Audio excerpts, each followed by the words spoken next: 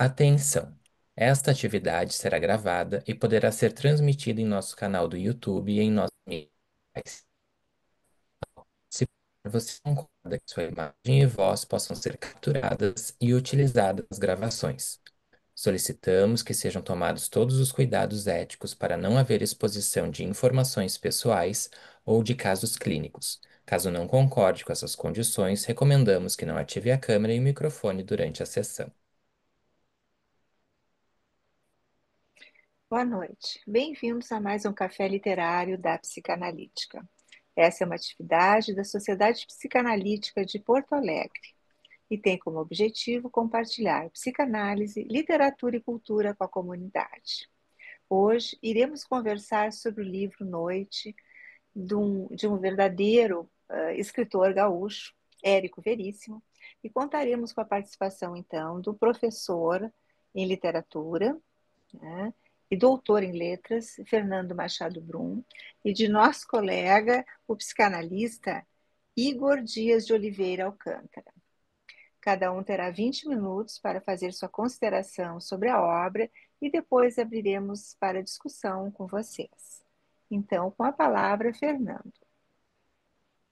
Então tá, muito boa noite, né? Boa noite, Regina, boa noite, Igor, boa noite aos nossos ouvintes e assistentes, né? É uma grande alegria poder discutir a obra do Érico e discutir especialmente esse livro que imagino, né, na minha experiência, é um dos livros menos divulgados do Érico, porque é um livro bastante exótico em relação àquilo que o Érico, né, acostumou-se a escrever. Eu separei a minha apresentaçãozinha em 4 pontos, né, para a gente poder entender a questão do contexto, a questão do narrador, a questão do enredo em si, né, e fechando ali com uma análise metafórica do caminhar ali, que é um dos temas que o livro vai trazer. Então, acho que a primeira atitude a tomar para analisar a narrativa à noite é entender que esse momento da obra do Érico é muito específico. Então, a gente, retomando ali, a gente percebe que o Érico começa a escrever, né, em narrativa longa em 33, ele publica o Clarissa, e desde essa obra a gente percebe uma série de características que vão se repetir, né, nos livros do autor. Espaço urbano, descrição de elementos citadinos, retrato da sociedade burguesa, o contraste entre o mundo burguês e o mundo daqueles que buscam ascender. O Érico, de alguma maneira, está buscando a questão de como eu ascendo sem perder a ética, né? Esse é o teor da obra, né, do Érico. Uma característica presente em todos os romances até 43 é a predominância do aspecto solar, e isso torna o Noite um romance tão diferente. As obras do Érico, elas se passam de dia. As obras do Érico, elas preferencialmente estão colocadas, né, em momentos do dia. E o Noite, evidentemente, não é assim. Essa referência, então, né, ela aparece desde o Clarissa, mas passa ali, né, pelo Caminhos Cruzados, pelo Música ao Longe, e vamos destacar Um Lugar ao Sol. Então, o próprio romance Um Lugar ao Sol traz para o título essa dimensão. Quando o Érico escreve O Olhar e os Lírios do Campo, obra de 38, que é a obra que vai dar para ele a autonomia financeira, né, que ele buscava, a gente ainda continua, né, com essa dinâmica solar. E isso vai seguir no Saga, no Resto é Silêncio. O professor Flávio Loureiro Chaves, ele afirma, né, sobre esse momento da obra do Érico, ser uma fotografia impiedosa da vida mecanizada e banalizada sob a trepidação da cidade. E ele diz que, na melhor tradição do grande romance ocidental, Érico incorporaria o juízo ético na sua obra e vai fazer com que essa obra, né, possa mostrar a sociedade da maneira e a partir dos princípios, né, que o Érico acreditava. Novamente, por contraste, são obras que, apesar de olharem para personagens, nos colocam numa coletividade para compreendermos o modus operandi da sociedade que está sendo apresentada. Quando chega a maturidade literária, já ensaiada pelo menos desde o romance O Resto é Silêncio, talvez o mais complexo do Érico do ponto de vista estrutural, ele passa a escrever um monumento que todo mundo aqui provavelmente leu, e se não leu, tem que ler, né? Que é O Tempo e o Vento. E o Érico no Tempo e o Vento ele segue realista, só que ele traz agora uma nova reflexão. É uma reflexão histórica onde ele mistura personagens ficcionais com personagens reais, o que dá para os personagens ficcionais um caráter mais verossímil, vamos dizer assim. E é justamente no meio desse processo criativo que o Érico escreve o Noite. Então, ele publica em 49 o Continente, ele publica em 52 o Retrato, que é um dos três volumes, O Tempo e o Vento é o mais psicológico, né, o mais focado na ideia, na imagem do retrato do Dr. Rodrigo. E nós temos um fato histórico que é muito relevante, né? Getúlio Vargas, que tinha caído em 45, volta ao poder, né? E o Tempo e o Vento, em última análise, é uma grande crítica ao regime varguista. Volta ao poder e o Érico entra numa crise. Como é que ele vai falar mal do Getúlio Vargas e mostrar que ele foi um ditador se ele voltou ao poder em 51 pelas mãos do povo? Então nós temos um primeiro problema ali. E o segundo problema é de ordem pessoal. Depois a gente vai ler a biografia do Érico e vai perceber, né, que a relação dele com o Sebastião, seu pai, também foi uma relação, né, muito problemática, muito conflituosa, né? A mãe se separou do pai, enfim, o pai era um homem, vou usar uma palavra tênue, mas enfim, inconsequente, para a gente falar, né, da maneira mais delicada. E é justamente nesse momento, né, que o Érico vai para Torres, né, faz uma longa viagem até Torres, e na casa de Torres ele escreve, né, em 2 semanas, a novela à Noite. Então é a única novela do Érico Veríssimo, é a única novela que é escrita e se passa durante o período noturno, é a única novela, a única narrativa do Érico que tem um caráter en- entranhadamente psicológico, focado no personagem e não no conjunto de ações do mundo urbano que está em volta desse personagem. O que era clareza na obra do Érico se transforma em escuridão, o que era descrição se transforma em sugestão, o que era sopro épico do Tempo e o Vento se transforma em análise psicológica, o que era historicidade se transforma em dimensão ahistórica. A cidade de noite é inominada, assim como quase a totalidade de seus personagens. Só tem uma personagem que tem o nome revelado no romance. Essa modificação pode ser lida como um momento de incertezas no caminho da trilogia, mas também como uma fuga mental do autor para abordar um tema da psicanálise de uma forma ou de outra que ele teria que tratar, que é a relação pai e filho, que é, né, dando um spoiler, o problema que está por trás do personagem ali do romance Noite. O fato é que Noite aborda de modo simbólico, segundo o próprio Érico Veríssimo, as veredas dos traumas infantis de ordem sexual que geram problemas no ser adulto. É isso que o Érico fala sobre o romance. Narrativamente, o Érico, que já tinha experimentado vários tipos, né, de questões, né, modelos narrativos, narrador focado, multifocado, como no Contraponto, como no Resto é Silêncio, memorialista, e mesmo no Tempo e o Vento, que ele cria um narrador, né, ele cria um autor suposto, que é o Floriano, que cria um narrador de terceira, que vai falar do Floriano em terceira pessoa, que é um modelo que o Machado de Assis usa no Esaú e Jacó, né? Então, vários modelos diferentes, mas nesse livro, ele, na minha opinião, se supera, porque ele cria uma narrativa com o narrador 100% focado, o narrador nunca sai da cabeça do protagonista, para ressaltar, claro, então, o caráter psicológico e íntimo. O narrador só conta o que o protagonista sabe, ele só descreve o que o protagonista vê, porém, o protagonista é um amnésico. Porém, o protagonista não sabe quem ele é. E é justamente isso que a gente vai perceber como inovação. Se a gente pensar, a última coisa que uma pessoa com amnésia tem preocupação é escrever a história que está acontecendo com ele naquele momento. Então, o discurso indireto livre acaba sendo o expediente que o autor usa, né, para desvelar esse desconhecido, que é como ele vai se reconhecer o tempo inteiro, né, até o final do livro, a gente não sabe o nome dele, para nós e para ele mesmo. O Noite é uma narrativa de enredo simples, né, visto que o leitor acompanha o perambular de um personagem, o desconhecido, que está sofrendo de uma amnésia causada por algum trauma recente que ele não sabe qual é. Esse personagem aparece na primeira cena atordoado, desorientado, ou seja, a ideia do narrador focado que não vai colocar o que aconteceu antes pra gente, ele vai colocar no momento em que ele tá nessa crise, né? Ele tromba em pessoas, ele se agarra no poste, enfim. Ah, e isso acontece no momento que tá o sol se pondo. Então, se a gente imaginar, e é mais ou menos isso que está acontecendo, que ele está na redenção, porque tem uma referência ali ao jardim japonês, ao Buda, enfim. E ele está olhando para o pôr do sol do Guaíba, sem a quantidade de prédios que tem hoje. É essa cena que nós temos, né, no início do livro.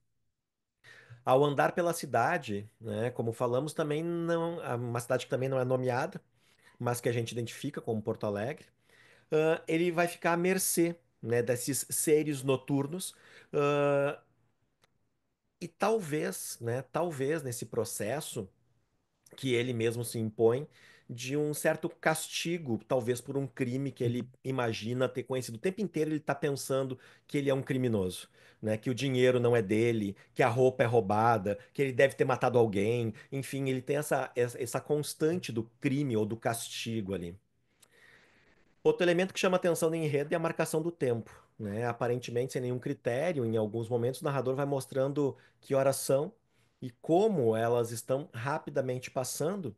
Isso vai nos dando uma sensação de urgência, né? De uma coisa de ampulheta, e o ritmo do livro vai aumentando, quase num MRUV, assim, ele não, ele tem uma aceleração que vai, né, cada vez mais acontecendo até o final, até a passagem final, que é um livro que não é dividido, né, é o livro que a gente fala que é para ler de sentada, assim, a gente começa a ler e lê todo ele, porque ele tem essa estrutura. Além do desconhecido, outros seres andam pela noite da cidade, e dois deles se destacam como figuras malévolas que, de certa maneira, aprisionam o desconhecido, que é o anão e o mestre. O anão, além de ser anão, ele é corcunda, então ele tem essa dinâmica, né, da teratologia ali. O mestre, por sua vez, ele tá com um terno, né, um terno cinza escuro, então tem essa dimensão da escuridão ali, enquanto que o desconhecido, ele também é chamado de o homem de gris, porque ele tá nessa questão do cinza. Além desses dois, constantemente aparece um outro homem, o Homem de Branco, né? Que toca uma gaita e vai ficar então nesse pêndulo da escuridão e ao mesmo tempo esse homem, né, o mestre, que tinha sido seminarista, né, que cita a Bíblia, enfim, e que tem um cravo, né, na sua lapela. Mais uma referência machadiana do Esaú e Jacó, diga-se de passagem. Essa fala final do Esaú e Jacó é sobre o cravo na lapela, né? Mas, de qualquer maneira, é nesse pêndulo que esse homem vai ficar. Ele não tem problema em entregar a carteira. Na carteira tem muito, muito dinheiro, né? Muito dinheiro. Então a questão é, ele vai começar a perambular pela cidade. E ao perambular pela cidade, ele vai ver uma cidade que ele nunca viu.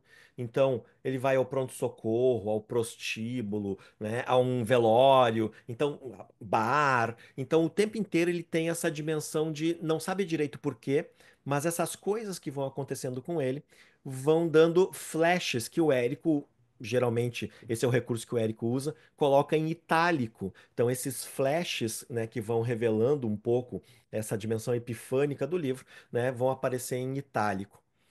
No final do romance, né, ele retorna para casa já, né, com o amanhecer, e é quando a gente vai ter tanto o flash, né, aquilo que aconteceu em relação ao pai e à mãe, que a gente vai conversar depois, quanto o que aconteceu logo antes de ele, né, sair de casa nesse possível surto dissociativo. É interessante perceber, então, que se a gente olhar o mapa, né, do romance, porque ele vai descrevendo, a gente começa lá, na redenção, podemos imaginar, ainda que não tenha nome de nada. Ele vai passar a maior parte do tempo caminhando, né, deambulando, vai até o bar, onde ele vai encontrar o anão desconhecido. Com eles, vai até um velório na Cidade Baixa, vai até uma quermesse da igreja que está acontecendo. O único momento que eles vão andar de carro é quando eles precisam ir até a Zona Sul, então vão num lupanar na Zona Sul. Lá também aparece o Comendador, mais um personagem sem nome, né? volta até o HPS, aqui a gente tem uma primeira pista, porque um dos médicos, ele reconhece o desconhecido, né? Eles já tinham se visto no country club, então tu vai imaginando que esse desconhecido é alguém que tem posses para ser sócio do country club. Vai até, né, mais uma, aspas, boate na Cidade Baixa, que é o Vagalume, acaba encontrando a Ruiva e termina a noite na casa dessa Ruiva. Quando ele acorda, efetivamente ele tem um susto, ele não sabe quem é aquela mulher, ele não sabe o que ele está fazendo ali, ele só tenta voltar para casa. E quando ele enxerga a catedral, e portanto isso vai demonstrar uma dimensão de em que lugar ele está. Agora a gente está indo para a cidade alta, então ele sobe até a catedral porque ele sabe que a casa dele está a 7 quadras da catedral. Podemos imaginar ali que, né, na Independência, na Mostardeiro, né, por ali, na parte da cidade alta. A ideia, então, né, do Érico, quando ele escreve o Noite, é mostrar que essa narrativa ultrapassa a dimensão do universal para entrar na dimensão do psicológico. Ah, a ideia também vem como, e deixa eu pular aqui, porque senão não vai dar tempo de falar tudo que eu separei, né, Regina, porque eu sou muito meio exagerado, mas enfim. A ideia também é que o desconhecido vai encontrando o que existe de mais elementar, essencial e primitivo na autoafirmação humana, que é a compreensão do seu próprio valor e superação dos traumas, que a gente vai descobrir que são de ordem sexual. Temos então dois desconhecidos. O que desce para a parte baixa da cidade, sem saber quem é, busca a compreensão e talvez a expiação para os seus pecados, que intui ter cometido, e o que sobe ao alto e à luz, uma espécie de Orfeu que retoma do Hades. A noite do desmemoriado é a noite de todos nós. Mais tarde ou mais cedo, caímos na nossa existência, e em que tudo quanto temos de mais sórdido, a besta agachada em nossas profundezas, vem à tona fazendo que toda a nossa capacidade para o mal se revele. O duplo, ele pode ser, na história da literatura, e especialmente desde o século XVIII, né, representado pelo reflexo, né, como no conto do Hoffmann, pelo sósia, como no Edgar Allan Poe, pelo retrato, pela pintura, né, do rosto, como no Dorian Gray, no Oscar Wilde, e pela sombra, né, como no Chamisso. E eu acho que a sombra é o elemento fundamental que vai aparecer nesse romance, né, nessa novela do Érico, para marcar essa dimensão do duplo. Tem uma passagem do livro, e a única que eu separei para ler, que diz: E agora, sobre a areia diante dele, caminhava uma sombra sem corpo, e o seu próprio corpo não tinha sombra, e ele sentia a angústia de ter perdido a sombra, e a sombra sem corpo tinha os contornos de uma mulher, mas talvez seja a minha própria sombra, e quando eu me juntar com ela, tudo vai ficar bem de novo. Claro que aqui a gente não sabe ainda do dilema dele com a esposa, mas de qualquer maneira ele já está antecipando essa dimensão de perder a sua sombra e ao mesmo tempo perder a sua consciência, e justamente por isso, né, perder a sua existência. Então, é o passar pela cidade e os seus espaços que permite que o personagem central recobre a memória que fora perdida numa possível crise de transtorno dissociativo. Entretanto, não existe gratidão por parte do desconhecido em relação aos elementos que o ajudam a descobrir quem ele é, nem pelo lado purgativo do mal pelo qual ele passa, conduzido pelo homem de marinho, nem pelo lado do bem pleno, inocente, quase patético do homem de branco que toca a gaita, que é praticamente ignorado quando a personagem central chega em casa. A professora Ana Mello fala, num artigo sobre a novela, que a noite tenebrosa havia propiciado o encontro do desconhecido com os seus fantasmas e a recuperação dos sofrimentos recalcados que repercutiam no presente do seu relacionamento. Por fim, e eu acho que isso é, para mim, eu sempre vou o que mais me chamou a atenção, e eu vou pautar o que eu vou dizer agora, né, na leitura de um texto do Moisés Velhinho, que saiu em 55, né? O Moisés Velhinho, que era amigo do Érico Veríssimo, né? Ele analisa a obra do Érico e ele vai dizer para nós, fundamentalmente, Eis, porém, que surge essa estranha aventura noturna que é noite tão diversa de tudo quanto o autor escrever até hoje, talvez por isso mesmo tão próxima da sua intimidade, de seu segredo, se assim podemos dizer com tanta constância.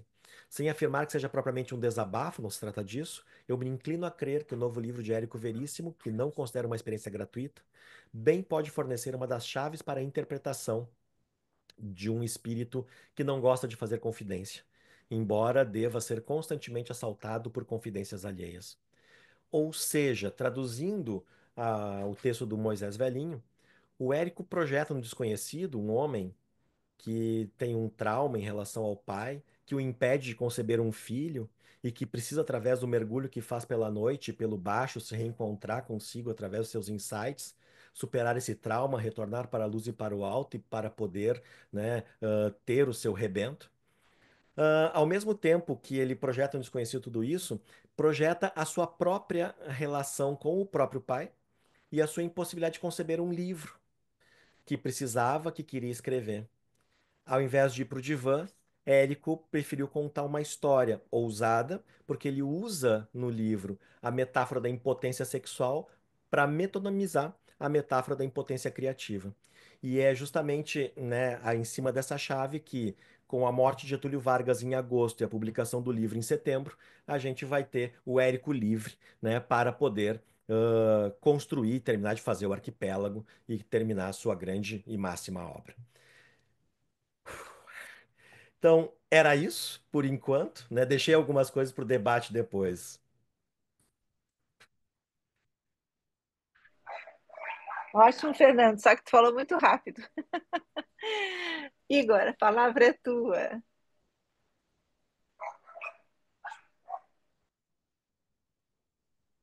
Bom, boa noite a todos.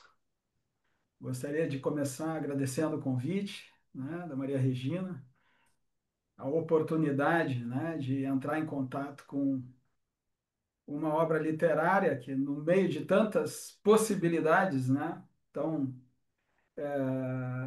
a gente sempre se pergunta por onde começar, né, com tanta coisa interessante para ler, né. Bom, aí a grande vantagem de pertencer a uma sociedade como a Sociedade Psicanalítica e ter amigos como a Regina, né? É a gente daqui a pouco receber uma sugestão para algo totalmente novo. Eu não sabia, não conhecia esse romance, né? Para mim, o Érico Veríssimo, até o professor Fernando me deixa aliviado, porque o tempo e o vento eu conheço, né? Mas, né, dificilmente poderia conhecer toda a obra do Érico, seria uma grande satisfação mesmo. Mas o Érico, para mim, sempre como muito ligado ao tempo e o vento, o incidente Antares, então, né, um homem.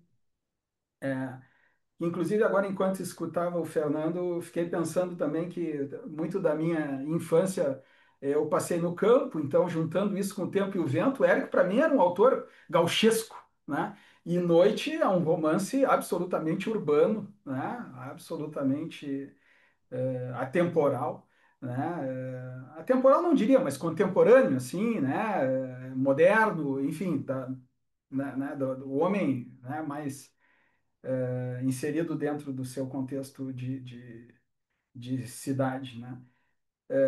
Bom, quero também falar da satisfação de participar de uma atividade com o professor Fernando, como eu estava falando antes, foi professor dos meus filhos, dos filhos de alguns colegas, né? Uma pessoa muito benquista no meio de ensino, né?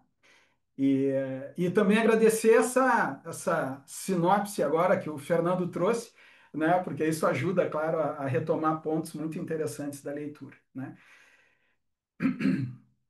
Bem, então eu comecei a ler esse romance, essa novela, então, né, que como eu disse eu não conhecia e fiquei impressionado, né?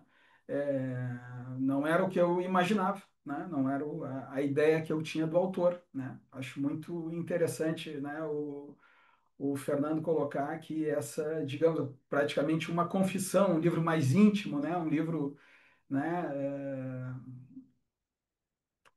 que fala do autor, do homem, né? A primeira coisa que me ocorreu foi que essa seria, né, uma metáfora de todos nós, né? o desconhecido, né? Quem somos nós? Quem sou eu? Né? É, me lembrei imediatamente, né, da grande, do grande anúncio que o Freud fez para a humanidade, né? Olha, nós mal sabemos quem somos, né? O Freud dizia que deu o terceiro golpe no narcisismo da humanidade, né?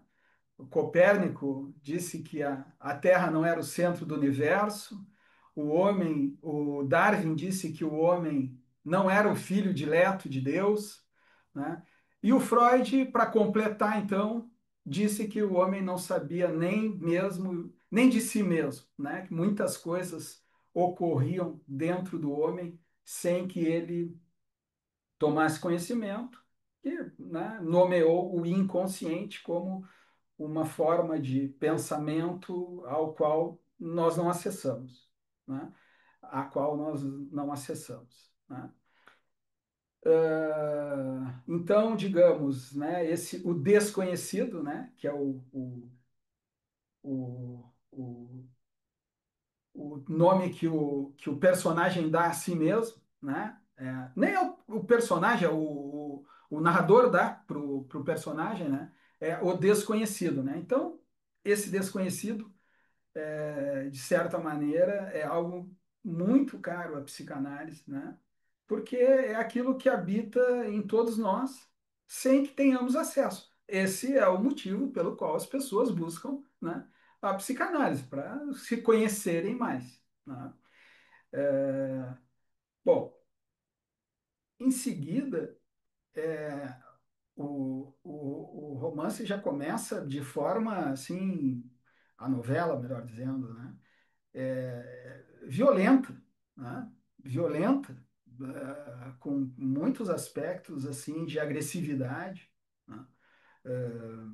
Ele está perdido no meio da noite, não sabe quem é, não sabe nada a respeito de si, e se depara com essas criaturas que vão acompanhá-lo, né, ao longo de toda a narrativa, como o Fernando relembrou, né, que eu acho que o Corcunda e o anão Corcunda, né, e o mestre são mais ou menos duas faces do mesmo personagem, né, mas identificado com as trevas, né, com o mal, com a agressividade, né. Ah, isso me lembrou muito roteiros do David Lynch, né? O Homem-Elefante, Twin Peaks, Coração Selvagem, né? Fiquei muito mobilizado, assim, pensando que o Érico poderia daqui a pouco, né, ser utilizado aí num roteiro, né, desses filmes do Lynch e outros autores, né? Ainda me surpreendendo, assim, com o conteúdo da novela, né? Então, esses dois personagens que eu considero mais ou menos lados da mesma moeda, né? O Corcunda, anão, e o outro que remete a uma figura, um cavalheiro, né? Alto, elegante, com gestos contidos, né? Isso me lembrou muito também, talvez vocês conheçam, né? Tem uma narrativa do que eu li no Carlos Heitor Coni, que justamente se chamava O Príncipe e o Anão. Eu guardei, isso era do tempo que a gente não tinha celular, né? Eu recortei isso da Folha de São Paulo. Isso foi na época do Collor e do PC Farias, né? Em que ele utiliza, então, algo que, se não me engano, é da mitologia islâmica, né? Então, o texto se chama O Príncipe e o Anão, né? E diz assim, o príncipe era alto, né? Faz muito tempo que eu li isso, eu não achei esse recorte. Então, o príncipe era alto, elegante, tranquilo, e o anão era bom, baixo, atarracado, violento, e o anão fez as maiores atrocidades. Matou os cães, queimou as lavouras, matou as pessoas, foi preso num calabouço. E aí é uma narrativa bem curta do Coni, que diz assim: o anão está acorrentado num calabouço frio, mas ele está tranquilo. Ele está esperando o príncipe, porque um príncipe não pode viver muito tempo sem o seu anão, né?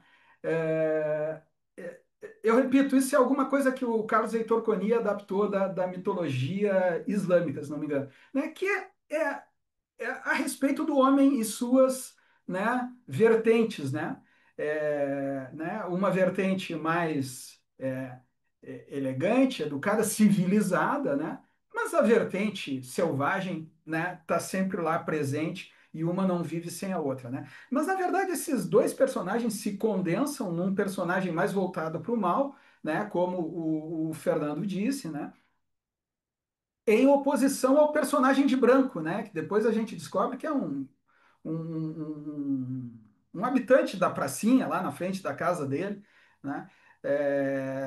Que, vamos dizer assim, ele tenta se salvar através desse homem de branco, mas ele está nas garras da maldade, né? Ele está nas garras da, da, da perversão, da violência, né? E é isso que o leva, né, ao longo do trajeto pela noite, né? O Fernando também relembrou que ele está constantemente, né, assim como o personagem lá do Crime e Castigo, né, do Dostoiévski, ele está constantemente assombrado pela ideia de ter cometido um crime, né? Uh, então, claro, ele está sempre esperando os piores castigos, né? E a gente fica, então, até esse ponto. O livro é muito interessante, assim, a gente vai fazendo toda a trajetória junto com ele, justamente sem saber o que ocorreu, né? Só é revelado no final do livro, né, a situação traumática, né? Mas então ele está às voltas com um crime, né? Que crime ele teria cometido, né? Aparecem as notícias no jornal, né? Um homem matou uma mulher, né? Ele está com a carteira cheia de dinheiro, então ele pensa se ele roubou, né? Assim, ó, a questão da culpa, né, é uma questão que também é central em psicanálise, né? Quer dizer, o paciente entende bem, conscientemente, né, que as atitudes dele não são atitudes tão graves, né? Porque né, eu fui fui descortês com uma pessoa que eu gosto, né? Eu não atingi os objetivos que eu queria, enfim, eu tenho várias culpas, mas nenhuma delas justifica tamanho sentimento, né? Tamanha perseguição, tamanho medo, tamanha angústia, né? E é justamente aí que o Freud entra e diz, não, as culpas elas são relacionadas, né, a coisas inconscientes, coisas que a pessoa não percebe, né? Que cometeu até porque também não cometeu, são temores inconscientes, né? Então ele vive perseguido, né? E, portanto, ele cai na mão desses personagens sombrios, né? Que ficam ameaçando ele e extorquindo, né? Que é uma metáfora também daquilo que o próprio paciente faz consigo mesmo, né? Ele fica se, né, vilipendiando, fica se acusando, fica se questionando, né? Então, até aí vamos atravessando essa trajetória que eu acho que a gente pode comparar ao que seria uma análise, né? O paciente chega, né? Ele tem sentimentos desagradáveis em relação a si mesmo, ele se culpa, ele se acusa, né?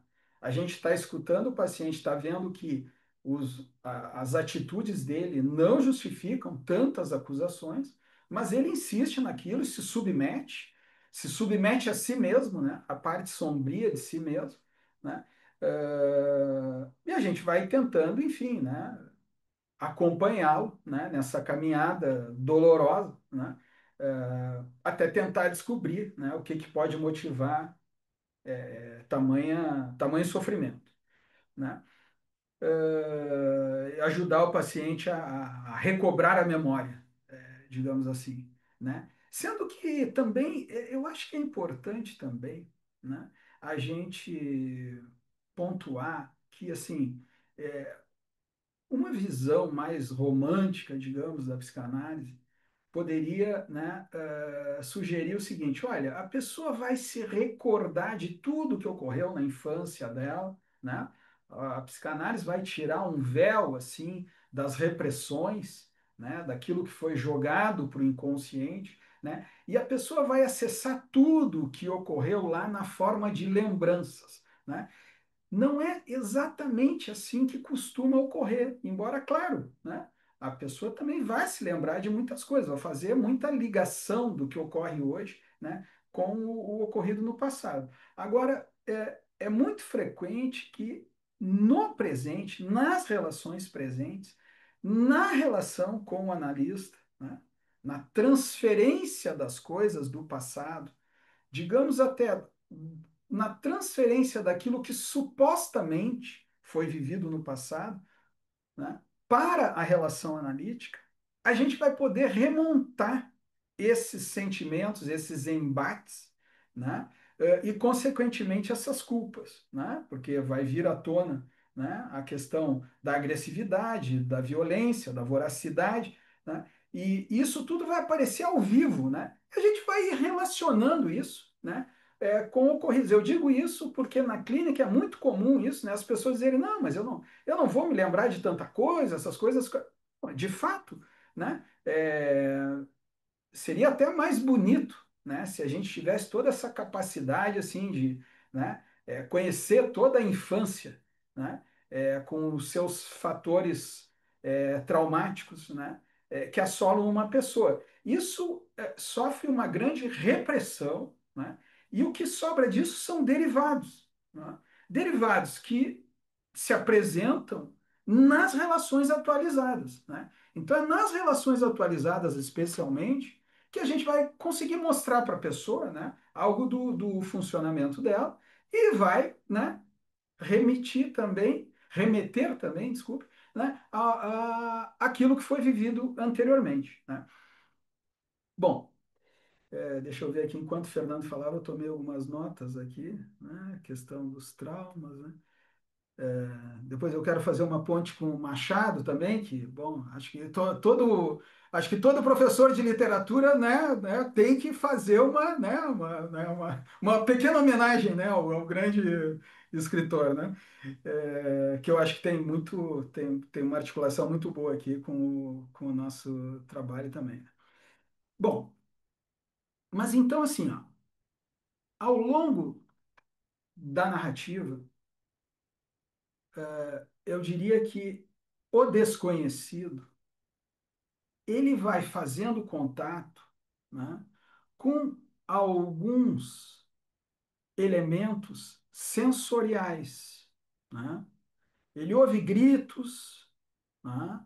Ele vê coisas, mas ele não consegue tecer, né, uma narrativa, né? Ele não consegue juntar aquilo, né? Então acontecem coisas horríveis. O tal do Corcunda faz coisas, né, tenebrosas, né? É,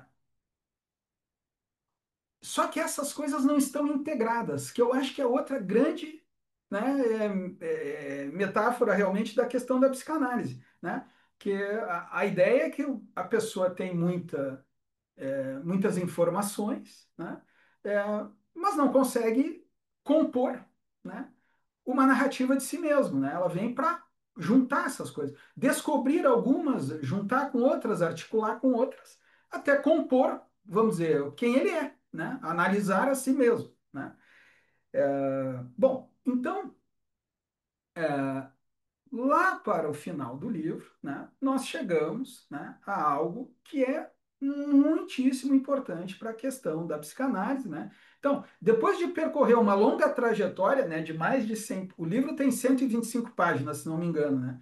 São mais de 100 páginas onde chegam informações que não conseguem ser integradas, não conseguem ser conectadas. Ele continua sem saber quem ele é, né, e o que aconteceu com ele, né? Vai pelos prostíbulos, pelo pronto-socorro, né? Tem a cena aquela também, justamente, né? Então tem a cena em que ele vai observar uma cena sexual num prostíbulo, né? É oferecido a ele, e aí é que abre o, né? Bom, então assim, ó, Então, depois dessa longa trajetória em que ele permanece desconhecido para si mesmo, né, ele entra em contato com uma cena sexual. Se me faltar alguma coisa, Fernando, fica à vontade, né? Ele entra em contato com uma cena sexual, a princípio de terceiros, né? Num prostíbulo, né? Ele fica muito excitado com aquela possibilidade de observar uma cena sexual, e aí isso abre a possibilidade dele relembrar algo da infância, né? Então ele se lembra, né, de um momento em que ele estava febril, foi buscar, né, o apoio da mãe, né, os cuidados maternos, né, e quando chega no quarto dos pais, ele observa uma cena de agitação sobre o leito, né? Não me lembro se são essas as palavras do Érico, né? Mas, bom, enfim, é o que, né, é um elemento muito valioso para a psicanálise, né, que é a questão da cena primária, da cena originária, né? Então, Freud nomeia, né, três fantasias originárias, né, três é, fantasias universais que, independente da pessoa ter de fato vivido ou observado, elas fazem parte do imaginário inconsciente de todos nós, né? Que é a cena primária, né? A cena da relação sexual dos pais, né? A cena da castração, né? Que aí o Freud vai desenvolver muito disso, né? O personagem segue perseguido, né? Ele vai ser castrado, né? Inclusive, logo depois ele narra as dificuldades dele na cena da lua de mel dele, né? Que ele não consegue ter a relação sexual, né? Então ele apresenta uma impotência, apresenta uma castração, né? E a outra fantasia originária é a sedução por um adulto, né? Então, isso para o Freud é fundamental, faz parte do inconsciente de todos nós, né? E, né, justamente, o Fernando falou que em um determinado momento, né, ele vai fazer contato com uma lembrança infantil, né? E, né, veredas dos traumas infantis que geram problemas nos adultos, né? Então, a ideia é justamente essa, né? E, inclusive, eu acho que depois a gente deve poder fazer um link assim com essa questão da atualidade que a gente está tão preocupado com as crianças na frente do computador, podendo ter acesso a tudo que é tipo de cena, né, do mais violento ao mais sexual, ao mais explícito, né?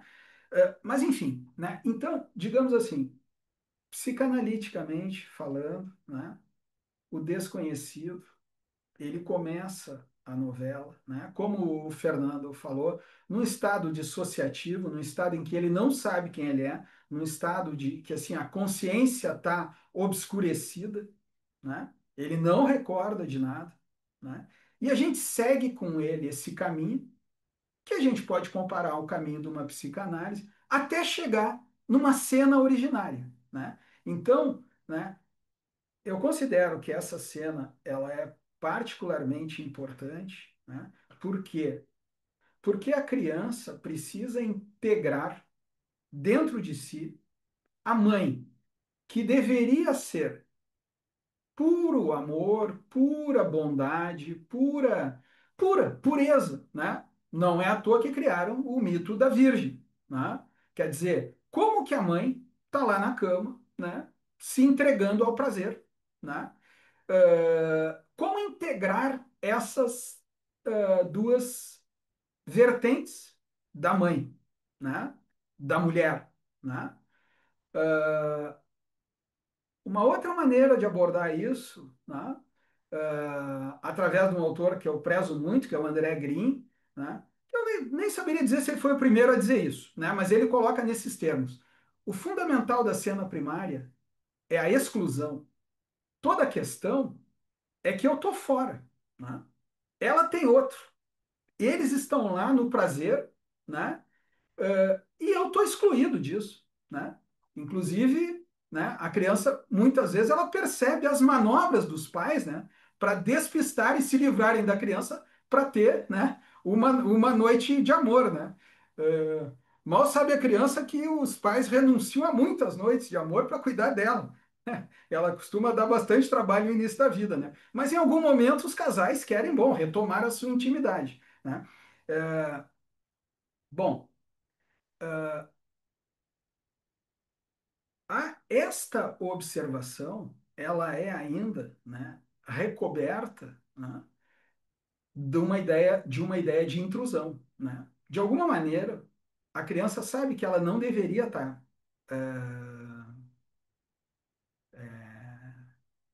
vendo aquilo, né? Testemunhando, né? E a criança tem uma tendência, né? Uma tendência da onipotência infantil é atribuir a si mesma, né, a autoria das coisas, né? Então, a criança, né, ela não vai dizer assim que isso foi um descuido, que os pais deveriam ter sido mais, né?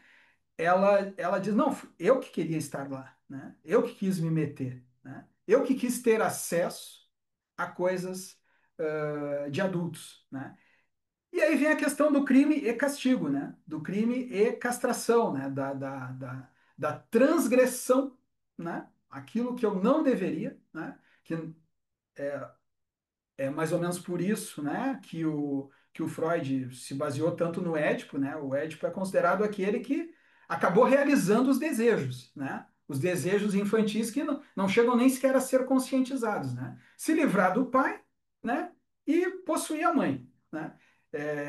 Então, o castigo do Édipo foi terrível, né? Furar os próprios olhos na tentativa de não enxergar mais nada. Mas não adianta, né? Ele já está amaldiçoado, né? Então, esse crime, né, do desconhecido acaba desembocando, né, na questão da impotência, né, que acontece na lua de mel dele. Bom, e aí depois sim, aí depois cai toda bom, como eu costumo dizer, cai o disjuntor, né, caiu toda a luz que poderia iluminar a consciência dele, né, ele passa a não saber de mais nada do que ocorreu, né. E, bom, então eu proponho também que a gente possa também conversar um pouco sobre essa questão da atualidade, né, como eu já falei, né? Quer dizer, as crianças precisam ser protegidas, né? Por quê?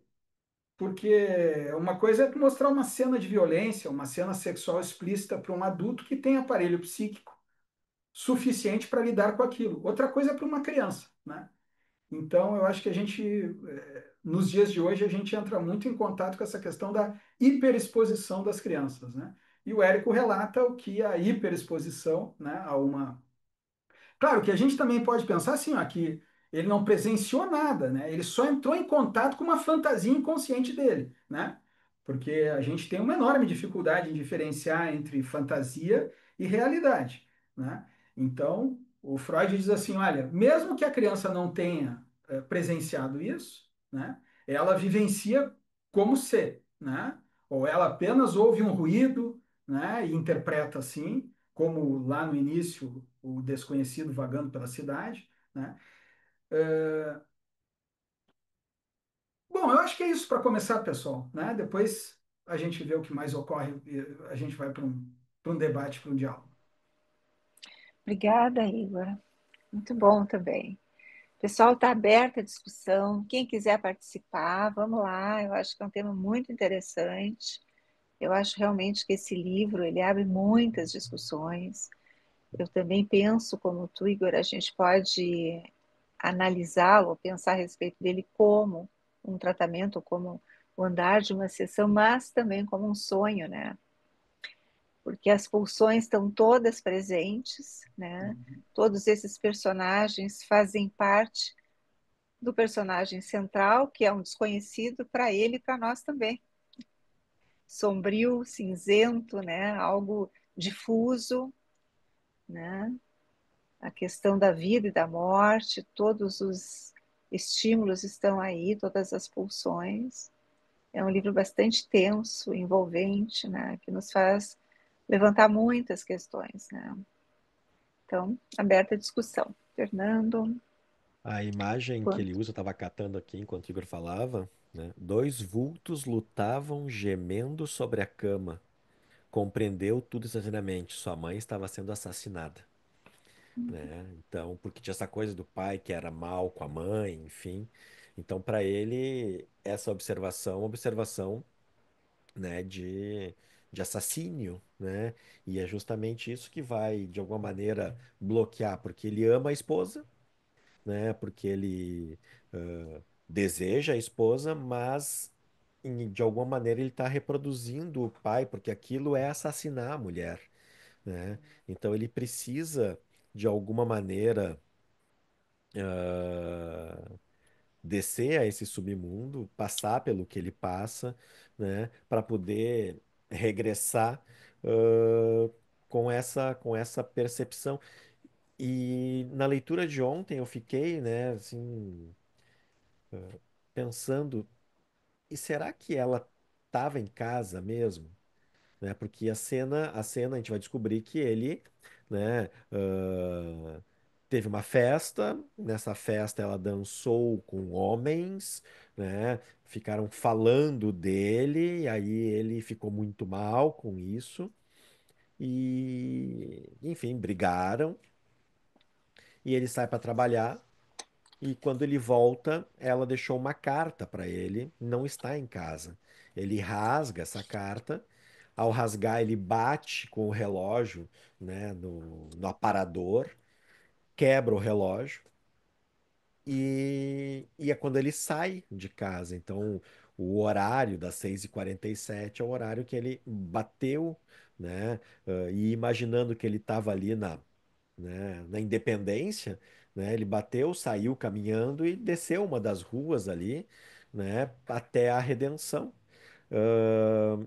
E é justamente isso, então, que ele tá voltando para casa e ele adia e ele escuta o homem, né, da gaitinha, joga uma moeda para esse homem, mas esse homem não tá ali para pegar moedas, ele é muito mais uma consciência, um elemento, né, de iluminação. E aí ele escuta, e aí tem uma coisa interessantíssima, né? Porque a mãe chamava Maria, que é o único nome que aparece no livro, e a esposa chama Maria. Então, de novo, tem essa questão, né, da redundância ali, né, edipiana. Então, é ou não é a esposa que está lá? Ou ele está ainda em delírio? Eu imagino que não, porque efetivamente, né, ele está no alto, o que está predominando ali é a cor branca, enfim, então dá para imaginar que ela talvez tenha voltado. Mas o que me chamou a atenção muito isso ontem foi a questão de a mãe e a esposa terem o mesmo nome, né? O que também é mega significativo. E quando a gente pensa, né, na biografia do Érico, para trazer para essa coisa do íntimo, especulativo, a dona Bega, né, que era a mãe do Érico, quando expulsa o pai de casa, ah, ela passa a ser modista, ela passa a ser costureira. E o Érico tem uma passagem do Sol de 40 que ele diz: Nunca ouvi minha mãe reclamar da vida. Não é nunca ouvi minha mãe reclamar do meu pai. Não, não, eu nunca ouvi minha mãe reclamar da vida. Ele diz que ela passava costurando, que é uma imagem que vai estar ecoando o tempo inteiro no Tempo e o Vento, né? Na roca, na cadeira de balanço, é o movimento de ir e vir, que é o movimento da máquina de costura, e que tem essa dimensão, né, simbólica da mãe sempre presente ali. Uma mãe que é efetivamente resiliente, né? O que não chega a ser um elogio necessariamente, né? Porque a mulher, para ser mulher, tem que ser resiliente, é o que vai aparecer lá na Luzia Silva, né? Ela era doente, logo ela não era mulher o suficiente pro neto, a Bibiana, que era a mulher que resistiu a todas as coisas. Podiam dizer o que quisesse, mas agora o Rodrigo, o Capitão Rodrigo, tinha voltado para casa. Ele tá morto, mas agora ele tá em casa. Então, essa ideia da resiliência feminina que aqui nesse romance, nessa novela, é trabalhado de uma dimensão, de uma maneira diferente, né? Já que essa mulher, ela não é resiliente, ela foi embora de casa, né? Ela foi embora, então ela tem uma atitude muito mais moderna, né? Que é um dos elementos da tradução do livro para o inglês. O Érico reclamou muito da tradução, porque ele disse que transformaram o livro num romance policial barato, né? E que não era isso que ele queria, né? Ele queria a dimensão psíquica do romance. Então, essa questão, né, do psicológico que está o tempo inteiro colocado e cifrado em símbolos, né, eu acho que é muito importante. E a ideia aí de Piana, né, da mãe chamar Maria, assim como a esposa chamar Maria, né, também não está colocado ali à toa. Excelente essa lembrança do Fernando, porque, bom, essa questão é da continuidade entre a mãe e a esposa, né? Bom, a mãe é o nosso primeiro amor, né? É isso mesmo que o Freud demonstra, né? Inclusive através do mito do Édipo, né? E o Freud vai mais adiante dizendo que nós vamos procurar, né, nas nossas esposas algo da nossa mãe, né? Agora, não esquecendo que é muito difícil lidar com a mulher enquanto mulher, né? É muito fácil lidar com a mulher enquanto mãe, amorosa, né? Imaculada, né? Cuidadosa, né? Mas os vultos se degladiando em cima do lençol, já as coisas começam a se complicar, né? Então, digamos assim, né, o Fernando coloca, tá, e com quem ele estava? Estava com a esposa? Estava com a mãe? No inconsciente dele estava com a mãe, né? Por que que ele ficou impotente, né? Seria por estar fantasiando inconscientemente, né? Estar com a mãe, né? Alguma lembrança, alguma excitação, né? Nesse ponto, eu acho que também importante, assim, né? A gente fazer um parêntese só a respeito de uma coisa que o Freud falou. Eu acho que foi no texto Psicologia das Massas que o Freud disse o seguinte: olha, tive muitos problemas por falar em sexualidade infantil, né? Tive muitos problemas em falar em ser. Eu teria me poupado muitos problemas se, ao invés de sexual, eu tivesse dito apenas amoroso, porque é disso que se trata, né? A criança, óbvio que ela vai amar profundamente a mãe, né? Que inclusive é a fonte da sobrevivência dela, né? E que qualquer um que chegue e, de certa maneira, vire um competidor, né? A mãe agora bota a criança no berço e vai lá dar atenção para o pai, né? Vira um rival, né? Então, né? Mas o Freud disse uma coisa interessante. Ele disse assim: eu não queria ceder esse território. Se fala de tudo, menos de sexo. Pois eu vou falar de sexo. Né? Então, né, provocador que era, ele diz: vou falar do sexual infantil, não apenas do amoroso infantil, mesmo que isso me crie problemas. Né? Então, isso é só um parênteses, porque isso às vezes continua chocante, né? Sexualidade infantil. Bom, mas não é difícil a gente imaginar que as crianças amam profundamente as suas mães e qualquer um irmãozinho, né? O romance poderia se tratar também da chegada de um irmãozinho, né? E que faz com que a criança entre em contato com toda a sua agressividade, porque chegou um rival, né? Essa pessoa não só ela é a minha mãe não só ela é extremamente agradável, claro que a criança não está pensando tudo isso, né? Mas a mãe não só é extremamente agradável, carinhosa, como garante a vida, né? Então eu não posso perder minha mãe de maneira nenhuma, né? E uma outra questão também, né, é justamente essa questão assim, deixa eu ver aqui. Então, bom, a mulher foi embora, não foi embora, como é que é, né? Bom, se a mulher foi embora depois da impotência do marido, de novo, a gente se coloca frente a uma mulher contemporânea, né? Porque é uma, Uhum. digamos assim, uma esposa, uma santa esposa, né? Imagina, né? Não vai deixar o marido por conta disso, uma coisa menor, né? Que é a sexualidade. Não, isso aí, né? Isso aí é dos baixios, né? Mas então, se a mulher foi embora, é porque ela estava querendo sexo, né? Foi buscar outro. Inclusive, ela, né, como o Fernando lembrou, foi assediada por outros homens. Mas tem mais uma questão que eu estou querendo articular aqui, que é o seguinte. Perfeito. Voltando na cena, então. Desculpa, Fernando. Por gentileza, tu poderias reler o texto, como ele descreve a cena primária, a cena do casal na cama, do casal parental na cama? Então, ele acorda assustado, vai ao quarto dos pais e diz, né? E isso é esse flashback em itálico, né? Que está num Certo, patamar mais profundo. certo. Dois vultos lutavam, gemendo sobre a cama, compreendeu tudo instantaneamente. Sua mãe estava sendo assassinada. Sentiu um amolecimento de pernas, uma tontura e baqueou. Quando voltou a si, estava de novo na própria cama, ou no fundo do mar, e levou algum tempo para reconhecer a mãe que se inclinava sobre ele, aflita, perguntando o que foi, filhinho, o que foi. Perfeito. Então, ali ele já teve, né, uma crise dissociativa, ele desmaiou, né? Mas então, assim, ó, observou, né, esses vultos, né, se debatendo. Como a criança não sabe bem do que se trata,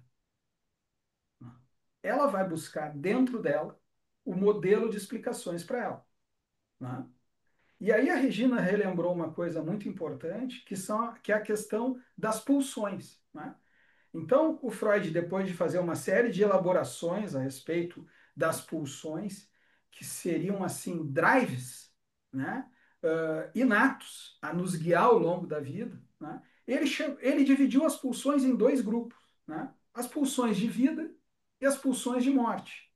Lá no final da obra, ele chega a dizer pulsões de vida ou de amor e as pulsões de morte, de destruição.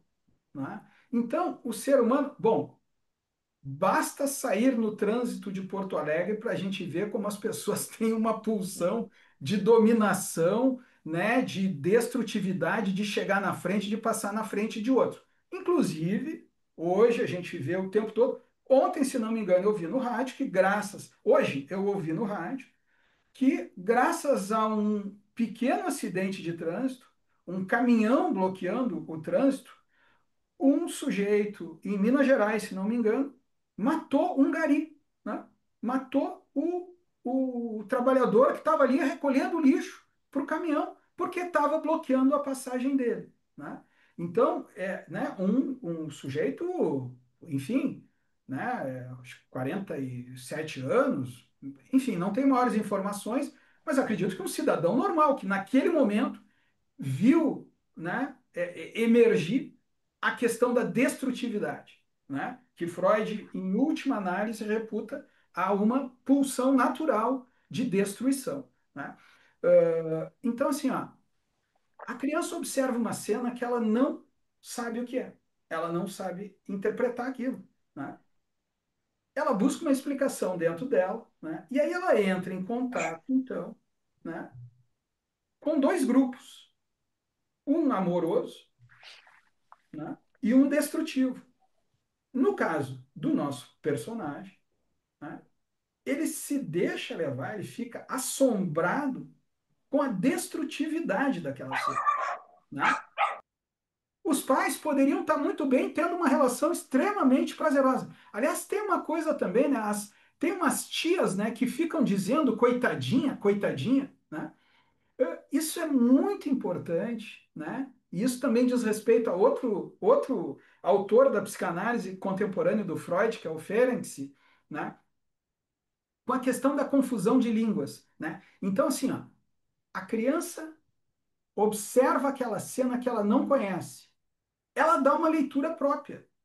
E essa leitura própria passa muito pela agressividade dela. Ela pensa, tá matando a minha mãe, né? Tá matando o meu amor, né? Ela não tem condições de integrar agressividade, né, e amor, né? Na verdade, muitos homens maduros não têm essa capacidade de integrar agressividade e amor. É o clássico homem que diz: não, olha, uma relação sexual prazerosa mesmo eu só tenho com uma outra mulher. não com a minha esposa, né? Quer dizer, a esposa tem que continuar imaculada, ou seja, próxima da mãe, né? E, bom, os instintos mais agressivos, as pulsões mais agressivas, ficam destinadas para outras mulheres, prostitutas, relacionamentos ocasionais, né? Então, assim, um estímulo para a criança, né? Que esse é arrasador, que é o da cena da sexualidade dos pais, a cena originária, né? A criança tem muita dificuldade de identificar aquilo ali como algo amoroso, né? Porque evidentemente existem, né, elementos agressivos numa cena sexual, né? Então aquilo assombra a criança, né? Um dos casos clínicos mais importantes do Freud, se não o mais importante, que é o do Homem dos Lobos, né, diz respeito justamente a isso, né? O gurizinho observou a cena dos pais, né, e entrou numa psicose e permaneceu, né, num estado, né, muito mais grave ao longo de toda a vida, né, um estado psicótico ou pelo menos um estado limítrofe, né? Foi inclusive um dos casos que teve muita dificuldade de se beneficiar com a análise, né? Agora vamos prestar atenção nessa outra coisa menor que é o seguinte, né? As tias, né? Acho que eram as tias que diziam pobrezinha, pobrezinha, né? É muito importante a gente tomar cuidado com o que a gente diz para as crianças, né? Eu não sei bem o que que as tias queriam dizer com isso, provavelmente coisas delas mesmas, né? Porque, mas vejam bem, a criança junta as coisas, né? As tias estão dizendo que a minha mãe é pobrezinha. E aí eu vejo a minha mãe lá embaixo dos lençóis, entre gemidos com meu pai. Bom, já entendi, tá matando a minha mãe, né? Entro em contato com a minha própria agressividade, né? Bom, é uma cena de agressão, né? Então, esses pequenos fatores, né? Digamos assim, é isso que o Ferenczi chama de confusão de línguas, né? Esses, como a criança vai escutar o adulto, né? O adulto está falando de algo, né? Que a criança vai dar outra interpretação para aquilo. A gente tem uma autora que fala nas origens do superego cruel, né? Uma autora brasileira de São Paulo, a Marion Minervo, né? Ela dá um exemplo assim: uma criança quebra um vaso e a mãe diz assim, que inferno, né? É apenas um extravasar assim, mas para a criança pode significar que ela vai mandar a mãe para o inferno ou que ela vai para o inferno, né? Porque a criança está lidando sempre com esse excesso de excitações, de pulsões, né? E com muita dificuldade de integração, né? Então, ela acaba extremamente culpada. Eu sou uma criança destrutiva, eu sou uma criança danosa. É só uma criança que estava se divertindo e acabou quebrando alguma coisa na sala de casa, né? Então, acho que o Érico, né, ele também chama atenção para isso. Olha, o que pode ocorrer, né, com alguém que presencia uma cena dramática, vamos dizer, que vai se tornar traumática, né? Uma vez que essa criança não vai ter condições de elaborar tudo aquilo, saber tudo que aconteceu, né? É, e quando tu falou de quebra, exatamente antes ele quebra o espelho, né? Então tem uma questão assim de ele quebrar o espelho. As tias verbalizam, ele está matando ela, né? Várias vezes tem assim, ele está matando. Mas claro que ele está matando ela é porque ele bebe, é porque ele é violento, é porque ele é agressivo. Só que aí a minha leitura, né, talvez um pouco exagerada, mas é justamente isso. Ele associa a relação sexual com violência, porque é o aprendizado dele. A esposa que ele ama, ele não pode ser violento com, né? Então a impotência vem dessa relação de que sexo igual a violência, por isso que com a prostituta ele pode ser potente, né? Só que a impotência dele, que pode ser justificada pelo amor, já que ele não quer reproduzir o pai, ele não quer, né, reproduzir o pai, a impotência dele gera a incapacidade ou a infertilidade, né? E aí, claro, voltando ao Moisés Velhinho, essa infertilidade é o que o Érico está vivendo nesse momento. Então, o que está fazendo o Érico não conseguir escrever? É que ele tem que escrever sobre o pai. E ele não consegue escrever sobre o pai, né? Ele não consegue elaborar isso. Ele faltou alguma coisa ali, faltou análise, na verdade, mas enfim, né, faltou alguma coisa ali. Então eu acho que o livro acaba, né, e fora que isso é ousado pensar que o Érico vem. Ele não é um autor pudico, né? Vamos dizer assim. Ele não é um autor, que não fala das coisas. Ele tem cenas, O Tempo e o Vento, tem várias cenas, né, bastante explícitas.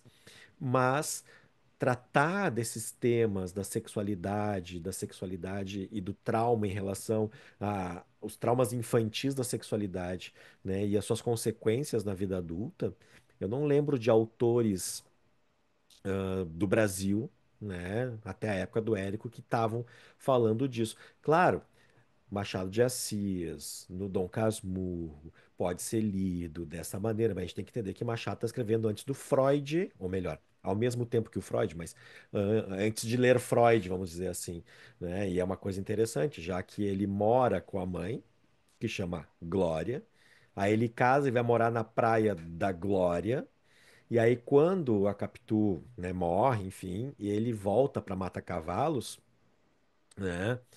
Na verdade, ele volta para casa que é igual à casa de Mata-Cavalos, que não existe mais, é a casa da mãe, né? Então, de volta, e a mãe é enterrada, e em vez de nome, ela recebe a lápide de uma santa.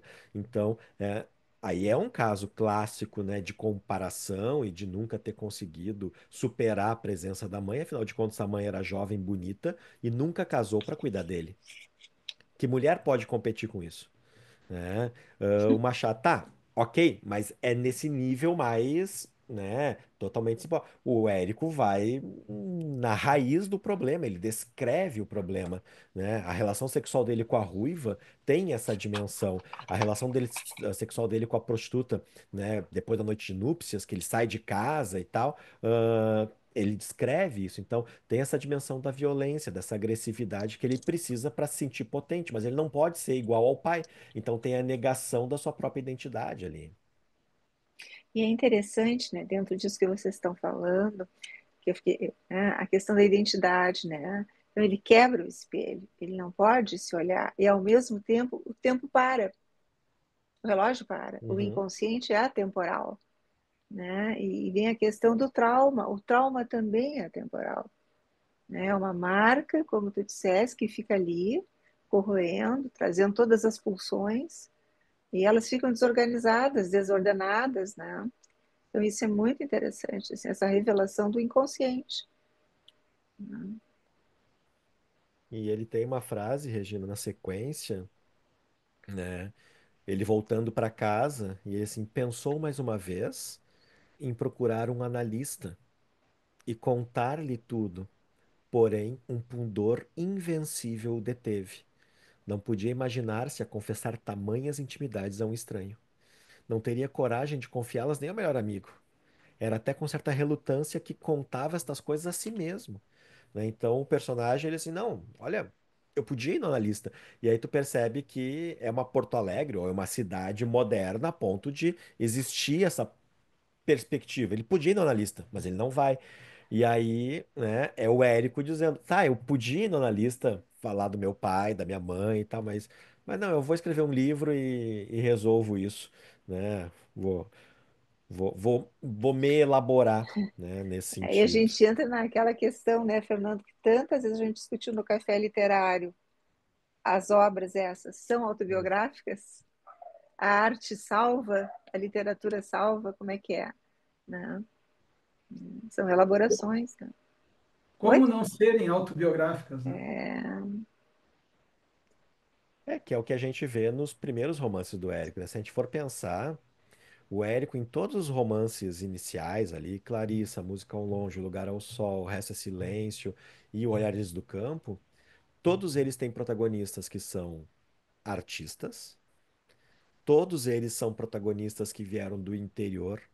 Todos eles têm pessoas que querem ascender socialmente, mas sem pisar nos outros, vamos dizer assim, sem perder o seu senso ético.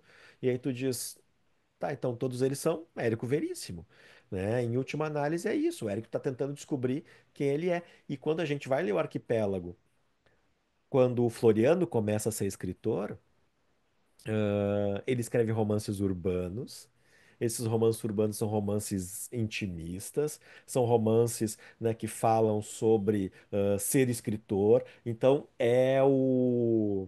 né, é aquela imagem do filmar o filme, né? Então o Érico tá fazendo o Floriano de alguma maneira dizer o que ele também sentia, né? Que é justamente isso de o que eu fui buscar nas minhas primeiras obras? Eu fui buscar me entender.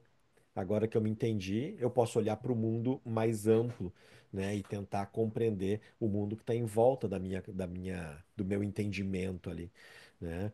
Então acho que tem essa coisa biográfica de alguma maneira, não no sentido de ficar preocupado em dizer as coisas ou dar na época do colégio, a gente dizia da letrinha, né? Não está dando letra, mas ele está jogando para fora os seus próprios anseios, seus próprios impulsos, às vezes de uma maneira mais simbólica, mais distante, né? Às vezes de uma maneira mais imediata. Eu acho que o Noite acaba sendo esse romance, né? Essa novela, tecnicamente falando, mas enfim, essa narrativa mais onde essa dimensão biográfica ela acaba sendo mais explícita, né? O Érico vai acabar escrevendo a biografia dele só em 72, então isso aqui é 54. Tá faltando ali, né, quase duas dezenas de anos para o Érico se voltar a escrever a sua biografia mesmo. Mas, de qualquer maneira, aqui ele está trazendo esse aspecto que eu acho que é um aspecto relevante, né, de como tu constrói uma narrativa sobre o trauma e sobre a não sei se dá para falar que ele elaborou, né? Não dá, não sei se dá para dizer que ele chegou pronto em casa e agora tudo está resolvido. Acho que não é isso o que o romance diz, né? Ou mostra. Mas dá para dizer que ele passou por um processo e, pelo menos do ponto de vista estético, esse processo ele é um processo, né? Me chama muito a atenção, né? Ainda que por uma razão diferente, o processo do Hades. Né, o processo do Orfeu, até porque de novo vem a questão, né, a questão da dimensão artística, né? Então, o Orfeu ele vai ser contemplado pela possibilidade, né, de ter Eurídice de novo, justamente porque ele é um artista, né? E aí, quando ele sai e não consegue a Eurídice, e foi por isso que eu fiquei pensando, será que a mulher estava lá mesmo? Né? Porque se estamos emulando o mito de Orfeu aqui, Orfeu acaba sem Eurídice, né? Então, por isso eu fiquei nessa coisa, assim, né? Do quanto o Érico tá emulando e o quanto isso é só coisa da minha cabeça, né? De querer enxergar os mitos clássicos por trás de todas as coisas. Mas, de qualquer maneira, né? Ele é corajoso ao construir essa trajetória, né, do personagem ao seu submundo, ao seu subconsciente, a sua dimensão do lado bom, do lado ruim e como ele, né, busca essa punição. Mesmo quando ele não sabe quem ele é, ele sabe que ele tem um um pecado, né? Ele sabe que ele tem um problema, ele intui esse problema, né? E claro que apesar do pecado existe a expiação, né? Então ele consegue sair quase que sem fazer nada, né? Ele só é conduzido, ele não é, ele é muito menos ativo do que passivo nessa relação, quase como que o Eric diz assim, aguenta, seja resiliente e você vai conseguir, né, ultrapassar ah, esse umbral, essa baixada, né, que aparece ali. Pessoal, estamos nos aproximando. Fala, fala, Não, Igor. não, Diga não, lá. foi o primeiro, Maria Regina. Não, estamos nos aproximando do final, mas temos Uhum. 5 minutinhos. 5 minutos. Tá, não, só quero dar uma sequência nisso que o Diga. Fernando estava falando, né?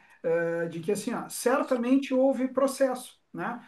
Porque a gente começa com assim, ó, conforme eu falava no início, né? Ele ouve os gritos, que será que está acontecendo? Quem são essas pessoas, né? E ele evolui para uma narrativa, né? Que é justamente aquilo que a gente considera que seja hoje, né? dentro da psicanálise contemporânea, né? A pessoa poder ter uma narrativa de si mesma, né? Inclusive o quanto ela vai ter de verdade ou não, verdade é uma coisa muito, né, questionável, né? É, mas evolui para uma narrativa, inclusive ali o que está em itálico ali, né, conta uma historinha com início, meio e fim. Tava com febre, foi procurar a mãe, viu a cena, a mãe foi lá, né? As coisas se integram, né? Que é o objetivo, né? Porque antes ele estava literalmente, bom, perdido na noite, né? Só chegavam ruídos. Quem é o homem de branco? Não sei. Quem é esse corcunda? Quem é isso? Quem é aquilo? Né? Então, acho que nesse sentido refaz, né, a trajetória, né, de uma análise, né? Chegar a uma narrativa de si mesmo, né? Chegar a algum conhecimento de si mesmo. O núcleo, né, Igor? Bom, pessoal, gostaria de, então, vamos para as palavras finais. Fernando, Igor. Eu só queria agradecer, né, a sociedade, agradecer, né, a Regina e ao Igor pelo diálogo. É sempre muito bom poder ouvir os profissionais falando, né, e trazendo esse lado, né, mais acurado, né, da leitura do romance. Então, queria dizer que vale a pena ler esse livro, né? Se alguém ainda não leu, é uma leitura rápida, é uma leitura impactante, é uma leitura que tu pode botar no teu, né? Eu brincava com meus alunos, eles diziam assim, tem alguns livros que tu pode botar no teu, né? Sabe aquele, o escoteiro que tem o, o badge, né? O carimbinho ali, né? A etiqueta, né? E esse tu pode botar, porque é um romance assim, bah, eu li o Noite do Érico Veríssimo. Ah, tu leu o Continente? Não, não, eu li o Noite do Érico Veríssimo, né? Porque é um romance que traz um diferencial. Eu acho que vale muito a pena. Então, só agradecer, né, a oportunidade.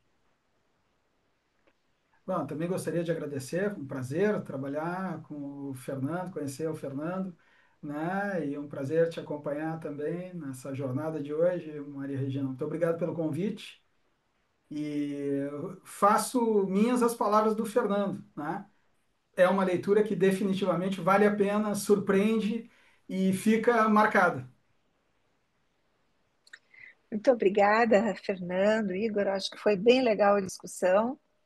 É um livro, acho que é tão impactante que as pessoas que assistiram, vocês ficaram do início ao fim, né? E acho que devem sair desse nosso encontro de hoje pensando muito a respeito e curiosas, quem não leu o livro, para lê-lo, porque realmente é uma leitura que vale a pena, acrescenta, né, muitos conteúdos na nossa vida.